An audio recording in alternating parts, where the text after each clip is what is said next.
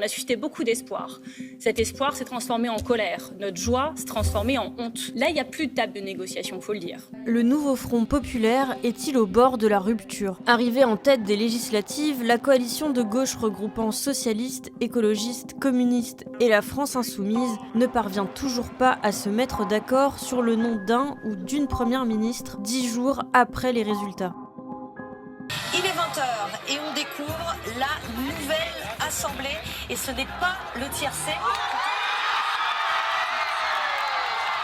7 juillet au soir. Créant la surprise, le nouveau Front populaire arrive en tête avec 182 députés élus. Dès le soir des résultats, les figures des principales forces politiques qui constituent le nouveau Front populaire lancent le même message. Le président a le pouvoir. Le président a le devoir d'appeler le nouveau Front populaire à gouverner. Nous allons être en mesure, pour la première fois depuis 7 ans, de voir revenir la gauche au pouvoir. Et maintenant, nous allons gouverner! Car si la coalition s'est accordée sur un programme commun, aucun premier ou première ministre n'a officiellement été désigné.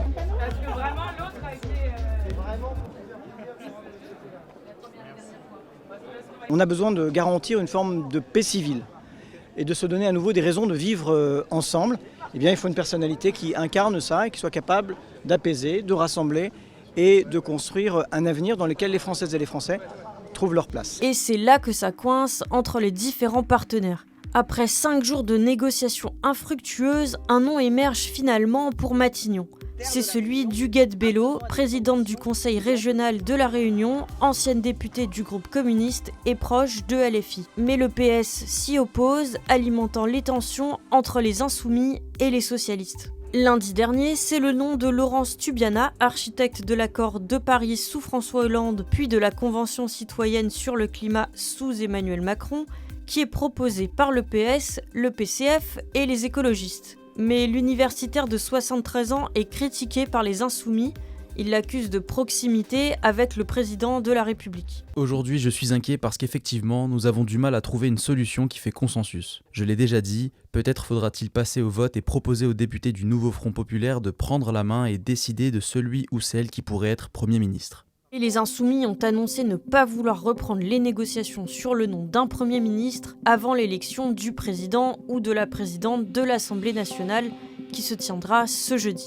Une attente qui crée la colère et la déception chez des sympathisants de gauche, dont certains qui ont été interrogés par notre journal. Je n'ai qu'une seule chose à leur dire, s'il vous plaît, battez-vous après, une fois que vous aurez trouvé un nom. Ils m'énervent à se chercher des poux et à tirer chacun la couverture à eux.